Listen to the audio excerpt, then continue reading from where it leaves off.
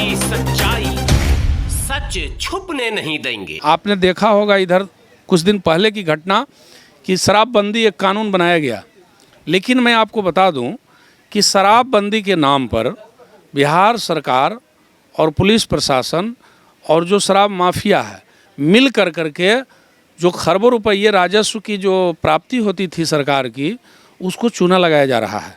हजारों लोगों की जानें चली गई। नवादा में गया, बेतिया चंपारण में गया, समस्तीपुर में गया, बक्सर में गया, समस्तीपुर में गया, मुजफ्फरपुर में गया। एक्शन तो हो रहा, नीतीश जी तो एक्शन में आए हुए हैं। नहीं, एक्शन का मतलब आप जीरो टॉलरेंस की बात करते हैं। तो आप शराबबंदी लाए थे, तो शराबबंदी आज लंबे समय से वहाँ शराब बिक रही है, धड़ल्ले से गांव-गांव में बिक रही है, आपने उसको क्यों नहीं बंद किया? और इस शराबबंदी के नाम पर जो शराब माफिया लोगों को आपने बढ़ाया है, आपके पुलिस का जो सिस्टम, प्रशासन का सिस्टम है, और पूरे साठगांठ के साथ जो आप वसूली करवा रहे हो, ये धंधा जो लंबे समय से चल रहा है, तो शराब, या तो शराबबंदी को बंद करो, पूरी तरह से शराबबंदी को लागू करो। मैं उसका समर्थन करता हूँ, पूरा बिहार समर्थन करता है शराबबंदी का, लेकिन सिर्फ कानून बनाने से नहीं होता है, उसका इरादा भी होना चाहिए इम्प्लीमेंट करने का, जो नहीं हो सका। और क्या लगा शराबबंदी कानून के पीछे नीतीश कुमार की मंशा साफ नहीं है क्या? बिहार सरकार, नीतीश कुमार की सरकार शराब माफियाओं, बालू माफियाओं, ठेका माफियाओं के सहारे चलता है, और ये जानबूझकर के सोची समझी हुई साजिश के तहत सिर्फ और सिर्फ जो राजस्व की हानि हो रही है, जो हमारे इतने लोग मर रहे हैं शराब के नाम पर, या फिर जो इसका जो खुलेआम चल रहा धड़ल्ले से व्यापार, मैं आपके माध्यम से बिहार सरकार के मुखिया नीतीश जी से कहना चाहता हूं कि शराबबंदी को वहां सख्ती से लागू किया जाए, और नहीं तो ये सरकार की जो राजस्व की हानि हो रहा है, इसको बंद किया जाए। यानी शराबबंदी खत्म कर दी जाए, कानून खोल दिया जाए, ओपन मार्केट पर इसको लाइए, या तो शराबबंदी को जीरो पर लाइए, और नहीं तो इसको खोल दीजिए, शराबबंदी खोल दीजिए, ये ताकि राज्य को ज़्यादा से ज़्यादा राजस्व की जो हानि हो रही है, और ये जो जहरीली शराब पर हमारे हजारों लोग मर गए, इसके जिम्मेवार कौन है? इसकी जिम्मेवारी नीतीश सरकार को लेनी पड़ेगी। कहा जाता है कि इसमें जेडीयू के या सत्ताधारी पार्टी के लीडर भी रहते हैं, जो शराब का मामला, तस्करी जो हो रहा है उसमें, क्या सही में आप लोग के क्षेत्र में भी ऐसा दिख रहा है क्या? बिल्कुल सही है। मेरा डिस्ट्रिक्ट जो है शेखपुरा डिस्ट्रिक्ट, जो कि झारखंड से बॉर्डर पड़ता है, इनका डिस्ट्रिक्ट जो कि नेपाल का बॉर्डर पड़ता है, तो नेपाल से, झारखंड से, यूपी से, तमाम बॉर्डरों से, बंगाल के बॉर्डरों से, तमाम बॉर्डरों से बिहार में धड़ल्ले से शराब आती है। मैं पूछना चाहता हूं बिहार सरकार से कि बिना आपके सहमति के, बिना पुलिस प्रशासन के सहमति के, या बिना सरकार में बैठे हुए जो आपके मंत्री, विधायक, एमएलए, एमपी हैं, बिना उसके सहयोग से कैसे आ रहा शराब? बिहार में तो शराब बनती नहीं है, तो फिर शराब आ कैसे रहा है? हर प्रकार के शराब आ रहे हैं, और उसी में ये जहरीली शराब से आए दिन लोग मरते रहते हैं। पिछले साल भी मरे। जनता की जवाबदेही नहीं है जब ये इतने सख्त कानून है, नशे की हालत में पकड़े जाने पर दंड का प्रावधान है, उसके बाद भी जनता पी रही है, महंगा खरीद कर पी रही, जनता की कोई जवाबदेही नहीं? जनता की पूरी जवाबदेही है, और जनता ने इस कानून को पूरी तरह से लागू करने में मदद भी किया। और लेकिन सवाल ये उठता है कि शराब माफिया को जनता नहीं रोक सकता है। शराब माफिया या पुलिस प्रशासन जो ढिलाई से शराब बिक्री का या उसमें अपनी जो योगदान सहमति दे रहा है, इसको तो पब्लिक नहीं रोक सकता है, इसको तो गवर्नमेंट को रोकना पड़ेगा। हम आपको रिपोर्ट कर सकते हैं, बता सकते हैं कि यहाँ बिक रहा है, आप इसको रोकवाइए, रोकवाना तो सरकार का काम है। एक किसान पर हम बात करते हैं। आपने कहा पूरे बिहार में जो किसानों की वास्तविक स्थिति है, वो पहले से ही जो है बैकफुट पर है किसान। वहाँ कोई किसान का बड़ा यूनियन भी नहीं था, और अब आप कह रहे हैं कि कार्यक्रम, तो क्या लग रहा है कि अब आप किसान महापंचायत करके फिर से एक नया मोमेंट जो है वो तैयार करेंगे? ये प्लान आप लोग बना रहे हैं? बिल्कुल।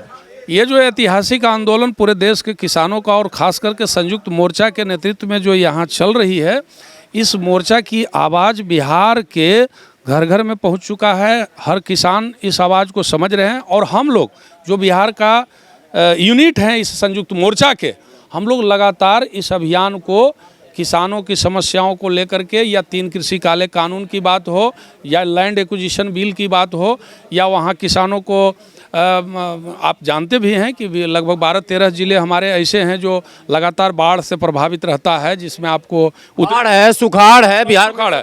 बिल्कुल बिल्कुल, बाढ़ और सुखाड़ से पूरे बिहार के सारे 38 ज़िले जो है प्रभावित रहते हैं।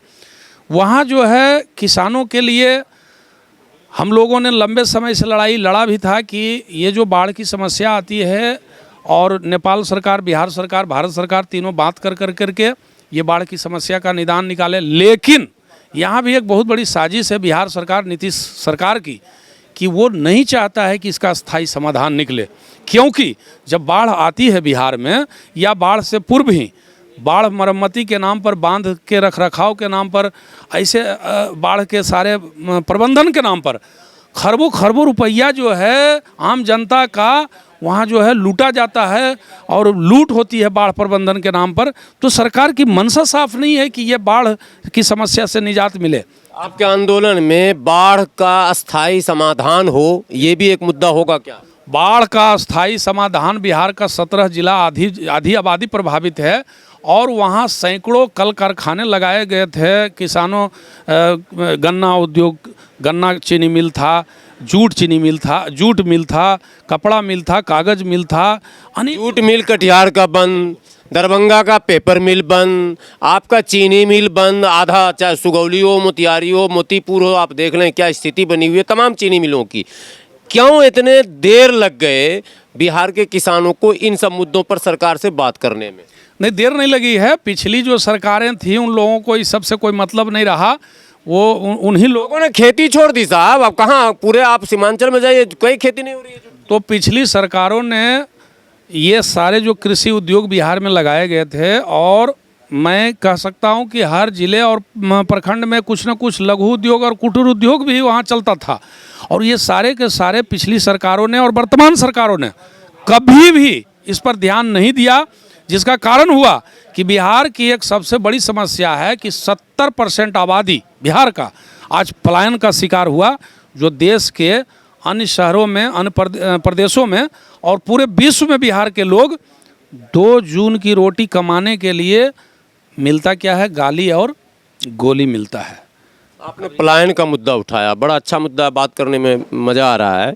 प्रधानमंत्री भी कहते हैं, मुख्यमंत्री भी कहते हैं युवा भारत है ये, और युवा सब सड़क पर जो है बिहार का आ गया है। बंगाल जाइए, पंजाब जाइए, दिल्ली, आप जहाँ भी आए हुए हैं, दिल्ली, मुंबई, तमाम महानगरों में। दिल्ली में तो एक कहावत है कि जिस गली में न जाए गाड़ी उस गली में जाए बिहारी, ये यहाँ कहावत है। पलायन का मुद्दा राजनेताओं ने कभी भी अपने चुनाव में क्यों नहीं उठाया? क्यों हिंदू और मुसलमान के मुद्दे पर आप भाजपा को बदनाम करते हैं कि वो सांप्रदायिक है, लेकिन आप भी मुद्दे को कभी सही जगह पर नहीं ला सके। मैं उन पार्टियों की बात कर रहा हूं जो अपने आप को सेकुलर कह रही हैं। आपको लगता है कि राजनेता सही मानों में ईमानदार नहीं है? अभी कोई भी दल की बात में कर नहीं, यहाँ तो पार्टी की बात नहीं है, यहाँ तो संयुक्त किसान मोर्चे की से जुड़ा हुआ सवाल है। तो लेकिन आपका मुद्दा बहुत जनहित का आपने विषय उठाया है। बिहार जैसे राज्यों में लंबे समय से जिन पार्टियों की सरकारें रही है, उन लोगों ने हमेशा से जात, धर्म, संप्रदायवाद की बात किया है। चूँकि वो हमेशा से सिर्फ सत्ता पाने के लिए समाज के जो मुख्य मुद्दे, जो पलायन आपने उठाया, पलायन वहाँ सबसे बड़ी समस्या है।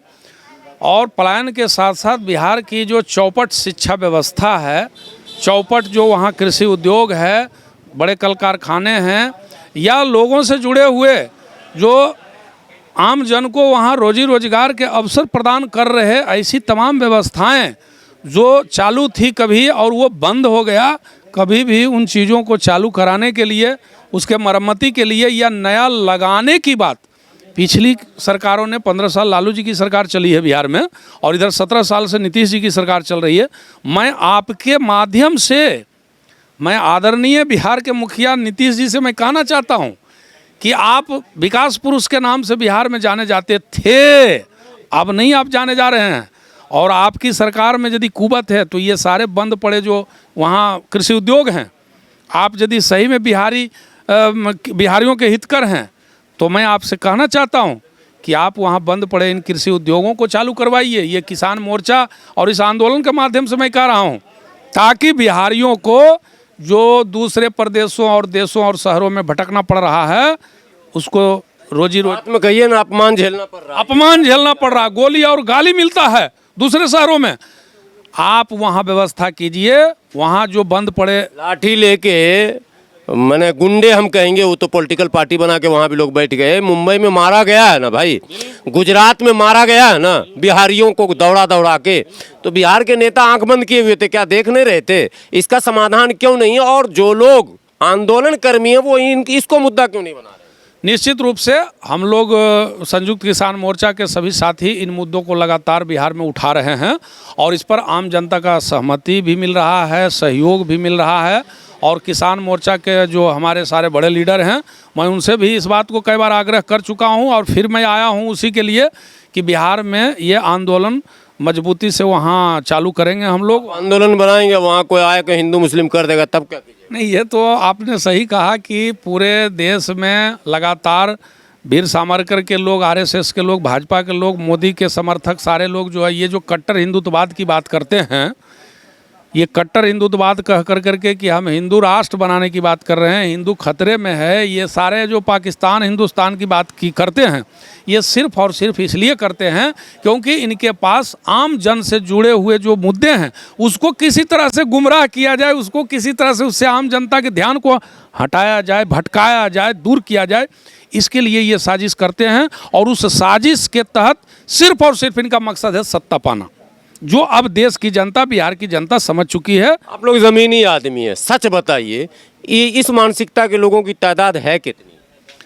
सिर्फ जो आरएसएस में जुड़े हुए लोग हैं, जो वीर सावरकर के जो समर्थक लोग हैं या जो बीजेपी के लोग हैं, ऐसे चंद लोग हैं। लेकिन सत्ता पाने के लिए, समाज को गुमराह करने के लिए, अभी आपने जैसा पहले कहा, आपने इस मुद्दे को उठाया कि हमारे देश की जो प्रमुख समस्या है, आज जो आर्थिक मंदी देश में चल रही है, या जो हमारे सबसे बड़ी पूरे विश्व में युवा शक्ति कहलाने वाला यह राष्ट्र भारत, जहाँ सबसे बड़ी आबादी युवाओं की है, और आपने कहा था कि हम प्रतिवर्ष 2 करोड़ नौकरी युवाओं को देंगे। आप नौकरी तो दिए नहीं, जिन लोगों की नौकरियां थी उन लोगों का भी आज जो है हाल ख़राब कर दिया। कोई नौकरी में है तो उसको वेतन नहीं मिल रहा है, जो नौकरी में थे उनकी नौकरियां चल। इसको मजाक में नहीं लेंगे। अभी परसों ही मैं एक वीडियो चलाया हूं जंतर मंतर पर, एयरटेल के लोग धरना पर बैठे थे। एयरटेल में जिन्होंने 15-20 साल से काम किया था, 15 वर्षों से, सबको कंपनियां बेरोजगार कर रही हैं, वो सब धरने पर बैठे। इससे पहले सैमसंग कंपनी के लोग धरने पर बैठे थे। पता नहीं देश को हो क्या गया, तमाम कंपनियों में छटनी चल रही है, नौकरियाँ कम की जा रही हैं। लेकिन सोशल मीडिया पर भी देखेंगे तो इन्हीं का वर्चस्व है कि माने देश बढ़ रहा है, बिहार में भी आपके विकास और न्याय की बात हो रही है। ये सब कैसे मैनिपुलेट किया जा रहा है, कैसे फैला दिया जा रहा है इसको? बिहार में सारे शिक्षा कर्मी और कई एक तरह के कर्मचारी धरना प्रदर्शन पर आप देखे होंगे, जो अपना वेतन मांग रहे हैं। किसी का 2 साल से, किसी का साल भर से वेतन नहीं मिल रहा है, तो इनके पास तो वेतन देने के लिए पैसे नहीं इनके कोष में हैं। ये स्थिति पर इन्होंने देश को ला दिया है। जितनी बड़ी आर्थिक त्रासदी से ये गुजर रहा है, आज आपने पेट्रोल, डीजल और गैस और ये सब चीज़ों का दाम बढ़ा करके आप कह रहे हैं कि मैं देश की अर्थव्यवस्था को ठीक कर रहा हूँ। जो जनता दोहरी मार झेल रही है, कोरोना में जो स्थिति हुआ कि लोगों की कमाइयाँ चली गई, और आज जो महंगाई से आसमान छू रहा है और लोगों को जिस तरह से परेशानी झेलना पड़ रहा है, और दूसरे तरफ आप फिर से इस पर जो है लोड कर रहे हैं इस महंगाई को, तो मोदी जी हमेशा से, इनको न गरीब से मतलब है, न किसान से मतलब है, न देश के युवा से मतलब है, न महिलाओं से मतलब है। ये जो कानून हमारा था लैंड एक्विजिशन बिल, उसको इन्होंने हल्का कर दिया। आरटीआई कानून दिया गया था भ्रष्टाचार को रोकने के लिए, उसको हल्का कर दिया। अभी हमारे साथी लेबर कानून को इन्होंने जो 8 घंटा और जो उसकी रोजी रोजगार के लिए जो बहुतायत हमारे यूनियन नहीं बना सकते, हाँ यूनियन नहीं बना, जो इस तरह का सारा साजिश किया गया, जो सारे जनहित के कानून हमारे थे 70 साल में, जो देश के किसानों ने, मजदूरों ने, यहाँ की आम जनता ने, महिलाओं ने, ब्यूरोक्रेट, टेक्नोक्रेट, आप लोगों ने मिलकर के जो इस देश को बनाया था, एक एक करके बीएसएनएल को बेचा गया, कोल को बेचा गया, भेल को बेचा गया, सेल को बेचा गया, बीएसएनएल को बेचा गया, बंदरगाह को बेचा गया, हवाई अड्डे को बेचा गया, रेलवे को बेचा गया। क्या हो रहा है भैया? ये लगता है बिहारी भाषा में बड़का आंदोलन की जरूरत है। ये बड़का आंदोलन की जरूरत है। और ये जो किसान मोर्चा का आंदोलन है, ये बड़का आंदोलन, विश्व का ऐतिहासिक आंदोलन हो चुका है। और नरेंद्र मोदी की ऐतिहासिक, हवा पूरब का चलेगा, बिहार जाएगा। बिल्कुल बिल्कुल पूरा बिहार साथ है, इस आंदोलन के साथ है। एक एक किसान, एक एक मजदूर, एक एक छात्र, नौजवान, सारा त्रस्त है और सारे लोग इस आंदोलन के साथ है। और आप जैसे पत्रकार, आप जैसे मीडिया जो इस जनहित के सवाल को उठा रहे हैं, ये एक एक जन को प्रभावित कर रहा है। उसके मुद्दों को, उसके अधिकार को, उसके सम्मान को जो आप लोगों ने वापस करने का काम किया है, मैं आपको भी धन्यवाद देता हूं इस मंच चलिए, बहुत बहुत धन्यवाद आपका भी। सर एक बार परिचय पूरा। राजकुमार शर्मा, राष्ट्रीय संयोजक, संयुक्त मोर्चा, राष्ट्रीय संयुक्त मोर्चा, दिल्ली।